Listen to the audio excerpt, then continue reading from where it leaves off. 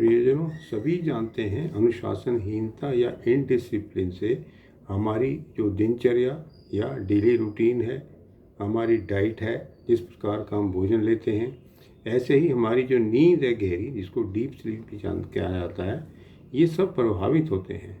कहने का तात्पर्य यह है, जिस प्रकार से हम प्रकृति से दूर हो गए हैं, पर हमें सीख लेनी चाहिए। जो छोटे बच्चे हैं वो जल्दी उठते हैं, ऐसे ही जो पक्षी हैं, पशु हैं, उनकी दिनचर्या जल्दी शुरू होती है, अर्थात प्रकृति के अनुसार। पर जिस प्रकार से आजकल हमारे इस प्रकार के लाइफस्टाइल से बहुत सारी बीमारियां बढ़ रही हैं, इस पे भी सोचने की ज़रूरत है।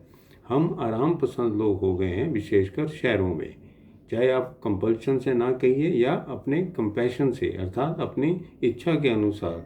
इसीलिए आपने देखा होगा इस प्रकार के रोग जैसे कॉन्स्टिपेशन है, ये बहुत सारे रोगों को बनाने में या उत्पन्न करने में सहायक होता है। इससे यूरिक एसिड भी बढ़ता है और हमारा फैटी मेटाबॉलिज्म जो है वो भी प्रभावित होता है, जिसको हम फैटी लीवर से भी जानते हैं। कहने का अभिप्राय ये है, ये एक जो कॉन्स्टिपेशन है या ये पुअर लाइफस्टाइल से होता है, खान पान से भी होता है, और हमारी एक्टिविटी जो होनी चाहिए वो भी नहीं होती। कहने का तात्पर्य ये है, जब अनुशासन नहीं होगा, किसी भी चीज़ को आप ऑर्गेनाइज या व्यवस्थित नहीं कर सकते। इस प्रकार से एक मैंने आपको एग्जाम्पल दिया कि कॉन्स्टिपेशन एक बहुत छोटी सी चीज़ है, बहुत महत्वपूर्ण भी है।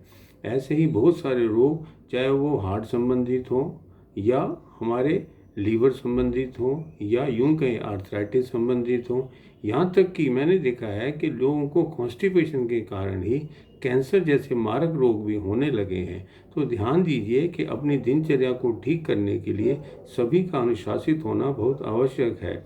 इस प्रकार से जिस प्रकार से आजकल बीमारियां बढ़ रही हैं, इसके लिए हम सब खुद जिम्मेवार हैं। हमें कोशिश करनी चाहिए कि हम अपनी दिनचर्या, अपनी जो गहरी नींद है या डाइट है, इन सबको हम प्रभावित ना हो। किसी को देखा देखी के अंदर हम उसकी नकल ना करें। हम उन्हीं चीज़ों को लें जो कि हमारे बुज़ुर्ग लेते रहे हैं, हमें उनसे सीख लेनी चाहिए। या जो आदमी अपना स्वस्थ है, उससे भी हमें पूछना चाहिए किस प्रकार का उसका जीवन चल रहा है। इस प्रकार के आप डिसिप्लिन लाइफ को व्यतीत करेंगे तो अवश्य ही बहुत सारी बीमारियां या उनके होने वाले प्रभाव या उनके होने ऊपर वाले खर्चे, इन सब से हम अपने आप को बचा पाएंगे। धन्यवाद।